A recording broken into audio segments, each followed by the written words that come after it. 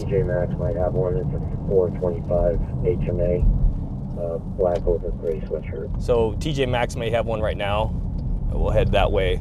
FOX5 was on the road exclusively with Henderson Police as they conducted a one-day retail theft blitz operation targeting 4 stores. Today we're looking at Home Depot, Lowe's, Walmart, and TJ Maxx. We have loss prevention inside as well as a detective. So there's a detective, 1 or 2 detectives assigned to each store.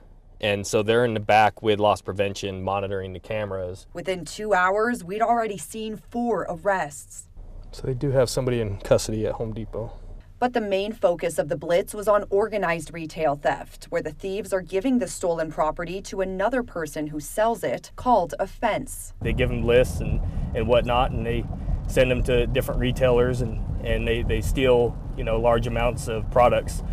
Tools, electronics, clothing is huge. Detective James McGahee says a few years ago, an organized group was stealing from Targets throughout Nevada and California and selling those items from a home in the Las Vegas Valley. We did a search warrant and we recovered, I believe it was over $200,000 worth of property. It was 2 truckloads, like semi-truckloads full of property that we took from these houses. As we saw during our ride along, with 3 calls from the same Home Depot in just 2 hours. Our officers were out here with a tow truck arresting a guy, and somebody walked into the store and is stealing right now. Hardware stores with name brand tools are especially at risk for thefts, and these ones can be pricey. The people who are stealing them are usually getting about 30 to 50% of the value when they sell them to these fences.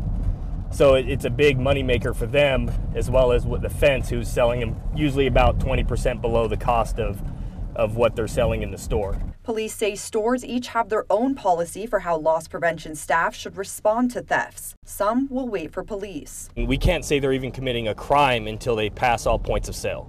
So a theft actually doesn't even occur until they walk out of the store. And although Detective McGahee says most suspects will give up once they make contact, sometimes it can get violent. We've had some in the past. They've had guns, they've had pepper spray. We've actually had a group that was using tasers. Depending on the situation, the value of the stolen items, and criminal history, the suspect will be arrested and either cited or charged. And Detective McGahee says those misdemeanor offenses can add up, quickly becoming a felony. We can total all of those amounts. So say if they do like 5 thefts at $500 a piece, then we have a grand larceny of $2,500, and as well as 5 burglaries. This one-day blitz resulted in 17 arrests, including teens and people with active arrest warrants, and more than $2,000 in stolen property recovered. And Henderson Police already have another retail theft blitz in the works.